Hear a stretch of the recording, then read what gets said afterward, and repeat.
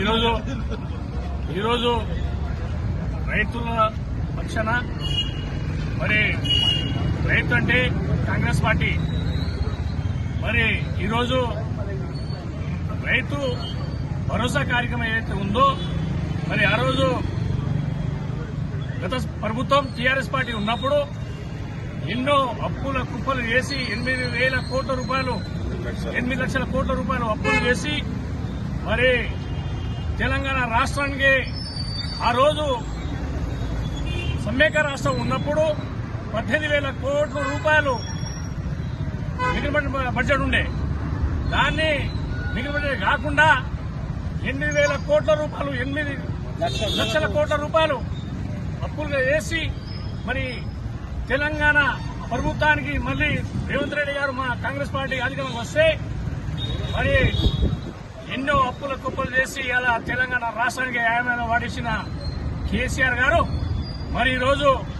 Congress party Sonia Gandhi గారు ఇచ్చిన తెలంగాణ రాష్ట్రానికి ఏదైతే రైతులకు ఆ రోజు గత ప్రభుత్వం మేము 2004లో వచ్చి 2014 వరకు ఏదైతే రైతులకు రుణమాఫీ కానీ ఉచితంగా ఇస్తే కానీ మరి లేని వారికి ఇల్లే కానీ మరి ఆ రోజు ఇవ్వడం జరిగింది. ఇప్పటికిట మా ముఖ్యమంత్రి గారు రేవంత్ అన్న గారు ఏదైతే వైఎస్ఆర్ ఏదైతే పథకాలు పెట్టిండో అంతకన్నా ఎక్కువ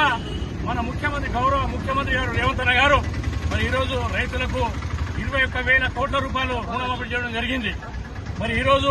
మొన్ననే మనం మాట్లాడడం జరిగింది 9 రోజుల లోపలనే 9,000 కోట్ల రూపాయలు తప్పకుండా వేస్తామని చెప్పాము. మరి ఈరోజు అందరికీ రైతులకు 1 ఎకరా కాకుండా 2 ఎకరాలు కాకుండా తెలంగాణ రాష్ట్రంలో ఎన్ని ఎకరాలు ఉంటాయి ఎన్ని ఎకరాలకు ఈరోజు ఎకరకు 12,000 చొప్పున ఈరోజు ఇవ్వడం జరిగింది. మరి తెలంగాణ రాష్ట్ర ప్రభుత్వం తరఫున మన మండలంలోనే మరి రేవంత్ అన్న గారికి ధన్యవాదాలు తెలుపుకుంటూ మరి రాబోయే రోజుల్లో ఇంకంత ముందుకు కొనసాగాలని చెప్పి దేవుని కూడా కోరుకుంటూ మరి మంచి ఆలోచన మన ముఖ్యమంత్రి గారికి ఇవాళ భగవంతుడు కూడా ముందుకు తీసుకెళ్లాలని చెప్పి ఇక్కడ ఈ కార్యక్రమానికి ముఖ్య అతిథిగా మన రాష్ట్ర